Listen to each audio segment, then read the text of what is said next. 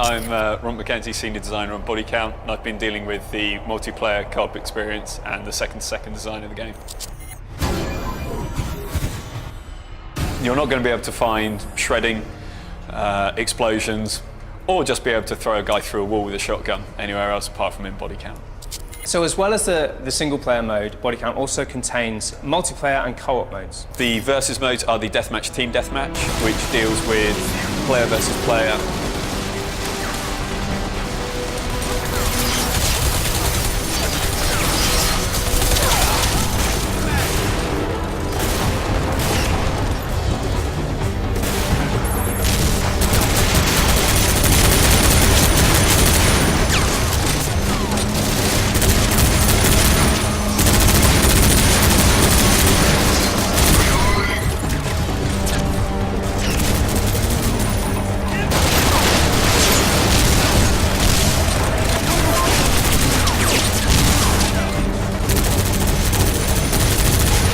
The co-op is a siege mode with you and a buddy taking on wave upon wave of enemies. It's fine when you start taking on the standard classes early on in the game, but once you've stayed in that area for a certain amount of time, there's no cover left. Changing mag.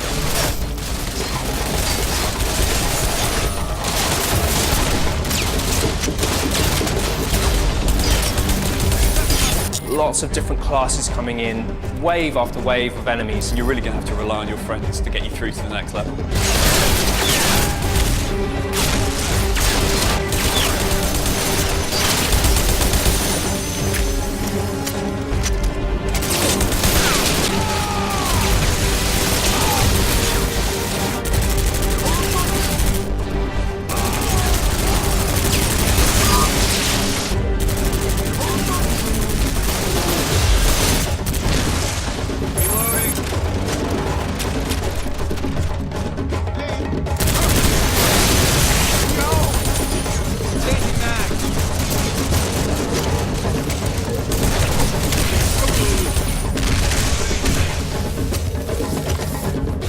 We've managed to maintain the level of shredding across both single player and multiplayer and co-op.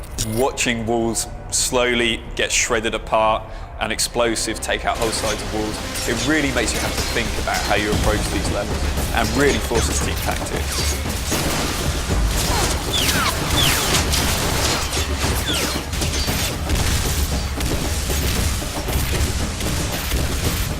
What we've done is we've allowed people to, when they've taken down an enemy, they can collect intel from that enemy. Using that intel, they can just fire off little perks which will help them turn the tide of battle.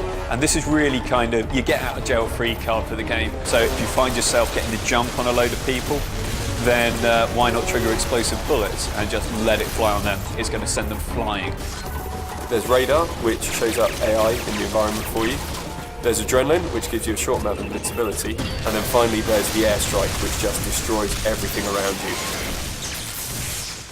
you. My favourite level in Bodycount so far is the China fishing slums. It's a gorgeously lit neon environment with a lot of fogging, a lot of opportunity to stealth around and get the jump on some people in there.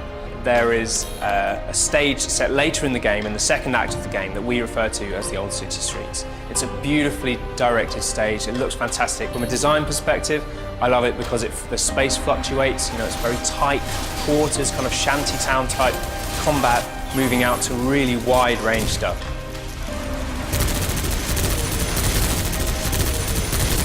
We say in the office that realism is just a springboard for Bodycount. And when you look at the exaggerated physics and the huge explosions, really, we think that's the best way to be. It's more about taking cues from reality and then mucking about with the rules when we can.